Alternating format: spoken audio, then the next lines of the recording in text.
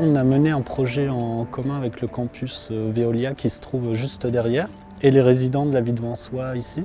C'était un projet qui mêlait différentes populations, un projet artistique, surtout en sachant que les résidents de la vie de Vansois connaissaient la menuiserie, étaient capables d'apprendre aux apprentis de Veolia qui ne connaissaient pas forcément le travail du bois. Donc ça pouvait être enrichissant dans ce sens-là, ils pouvaient être détenteurs d'un savoir qu'ils allaient transmettre à l'autre.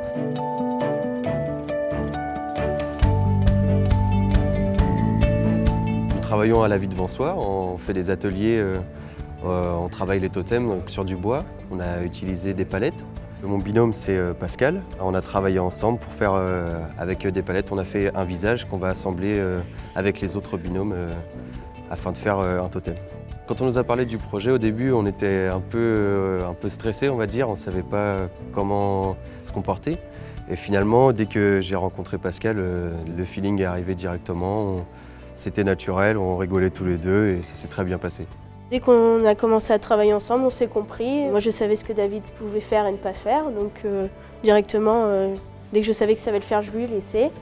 On travaillait ensemble. S'il fallait que je finisse derrière, on a trouvé un bon roulement, en fait. On a bien rigolé. Pour les résidents, comme le nom l'indique, ils sont habitants effectivement de ce quartier.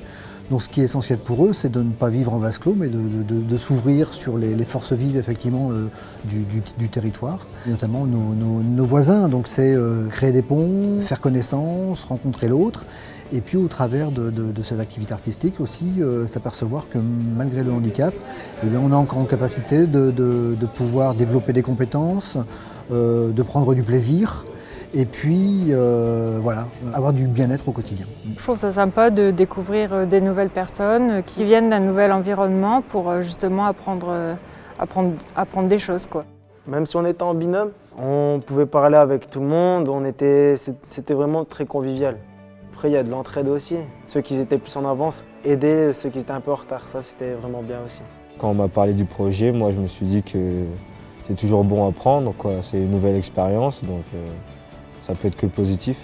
Bon, sachant qu'on est quand même handicapés, nous, bon, on a montré qu'on sait faire quelque chose, surtout devant un étudiant. Et là, moi, ça m'a fait plaisir parce qu'il a vu que j'avais un petit peu de capacité à faire quelque chose. Au début, on a choisi notre aide qu'on voulait avoir. Et puis, au fur et à mesure des semaines, qu'on a appris à se connaître, à parler ensemble, à blaguer ensemble, et puis à travailler ensemble, et puis ça s'est bien passé. Pour les apprentis, c'est mener avec d'autres un projet artistique. Alors on fait coup double, parce que d'une part, ils ont l'occasion d'avoir une expérience riche de rencontres avec des personnes en situation de handicap. Et puis par ailleurs, ils sont amenés à travailler sur un projet artistique avec un artiste.